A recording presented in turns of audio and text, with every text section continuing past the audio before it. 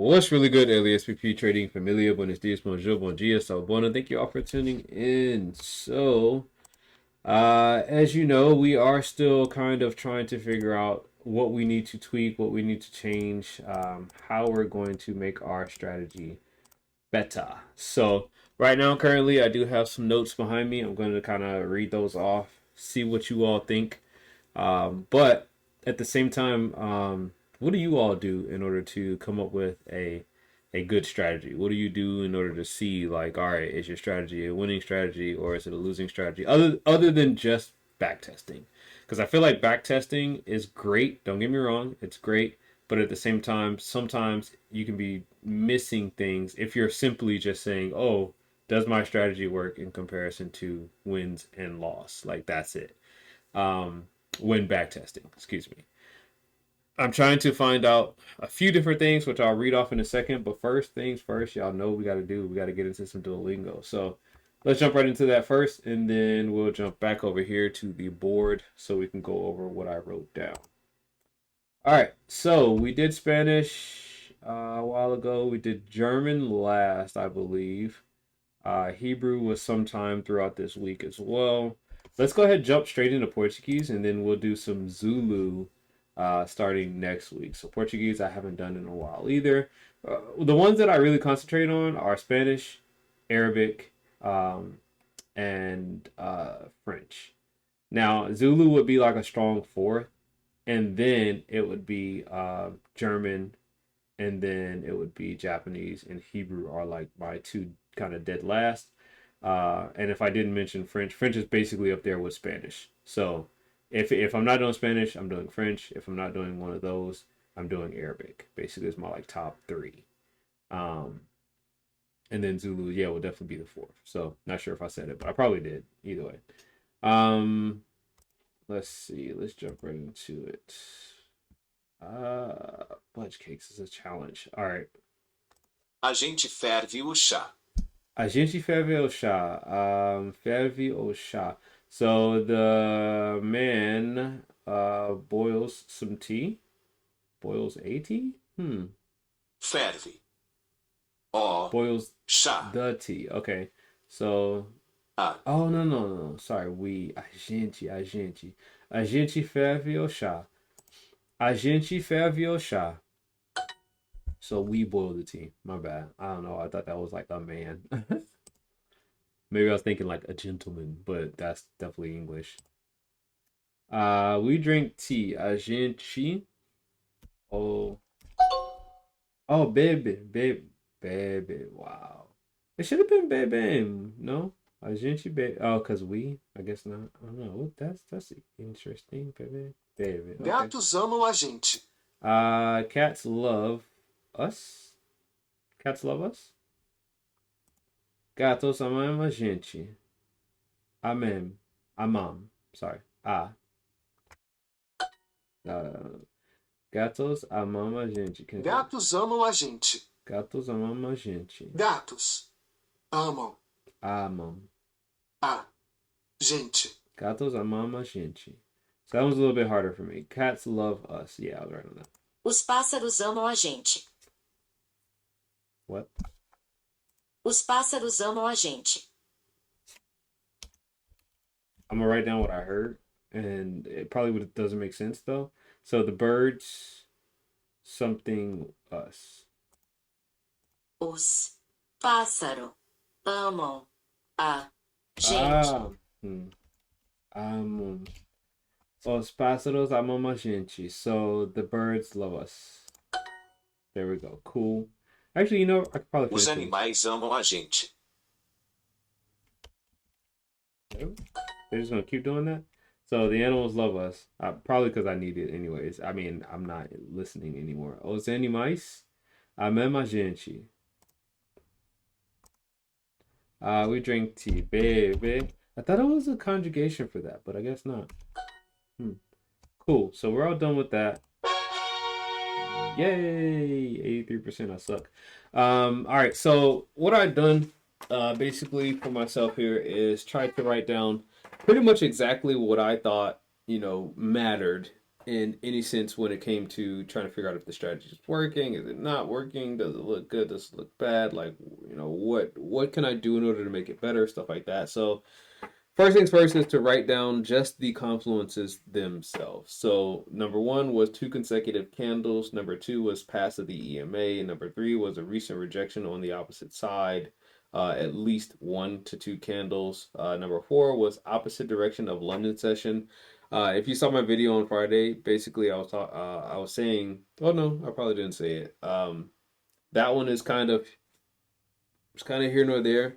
It sometimes happens. It's like a half and half. It like sometimes happens and then sometimes it doesn't. Like it could be going the same direction as London session.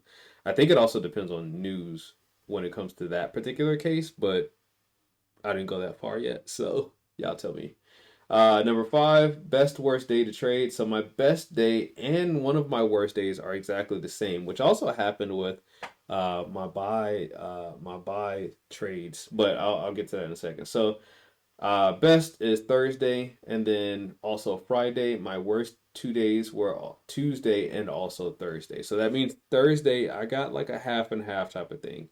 It was one of my best days when counting like what wins were on what particular day. Thursday was definitely the top in best, and then Thursday was also the top in worst. So um yeah, so Tuesday is a horrible day, while Thursday is a half and half. Friday is just a small margin better. So Friday was literally right there, when it came down to being a best instead of a worst day, because I think Friday ended up having like one less than Thursday did when it came to bad trading days. Number six, can't seem to get a lock on the best time to trade. I thought that was going to be what the tiebreaker was, in the sense like, okay, this is going to tell me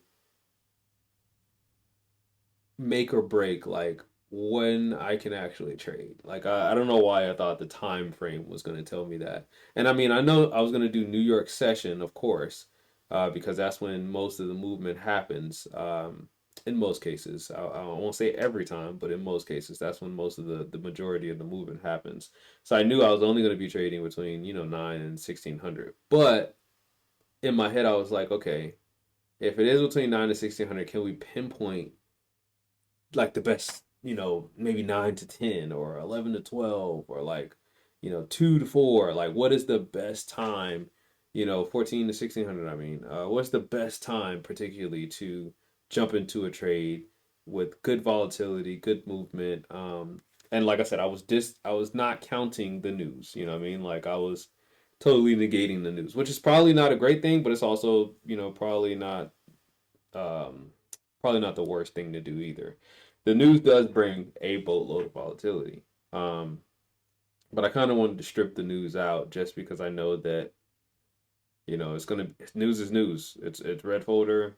A lot of people get in at the same time, especially on certain days. If it was NFP, CP or PCE, CPI, like then I counted it. But if it wasn't one of those three, I was like, I'm not really gonna get there. So yeah, can't seem to get a lock on best time to trade. And then last but not least that I've done so far, which is number seven, buys were better percentage, a better percentage win. Um, but this could be due to many factors. So, like I said, news, the trend of the market, people are all buying, or maybe the banks are buying at the same time. I don't know. I feel like there could be so many factors to reasons why buys could be better than sells at a given time. Um, Looking at it, 50% win for buys, 44% win for sells. You can do the math on the opposite side of what those would be as a loss percentage. Um, I only I only counted 34 total trades though, so that's not a lot. Yes, it was over the duration of a few months because I have kind of dwindled down the amount of trades I would have, because that probably isn't even half the number I would have had I been using the strategy that I was using before I tweaked it. I'd probably be somewhere in the hundreds just in like 2 or 3 months. But in this case, going back from like May, no, it was April. Going back to, I can show y'all this if y'all want to see it, but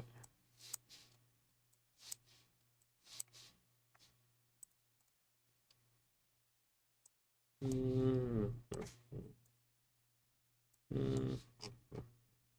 Yeah, so going back to like April 17th, which right now is July, right? Right now it's July 27th. So May, June, yeah, 3 months basically. 3 month time frame, which is pretty much like anywhere between 8 to 10 trades a month, maybe a little bit more. So anywhere between 8 to 11 trades per month. Um, that's not bad. That's not bad at all. A lot of break evens though. So if I could figure that shit out, that'd be fantastic. But either way, what do you all think on it? What else do you all recommend I look at, test out, try to statistically put down as a number, whatever you want to call it? What do you all recommend for that? What do you test in your strategy to make sure that it's the way you like? I'm gonna probably take all this stuff off the board, write it down in my OneNote because I just feel much more comfortable. Because I know that it ain't gonna get erased and written over. My daughter ain't gonna come down here scribbling and making animals all over it. So I'm probably about to take it off the board really quickly, right after this video. But I will store that information away. And then whatever you all tell me, like I'll probably try to either say, all right, should I add that on to my statistics or should I not? Because, some ideas are not great ideas. Just like my own too. I'm not saying that you all are, you know, don't have great ideas. I'm just saying that not all ideas are great. So yeah, we'll see. Thank you all. Appreciate it. Hopefully you're having a awesome weekend. Um, if you catch my videos, thanks. If you don't catch them, that's fine too. Yeah, I'll see you all on Monday. All right, y'all. Thanks. Peace. Rejection. All right, let's see. No thanks, Super Duolingo.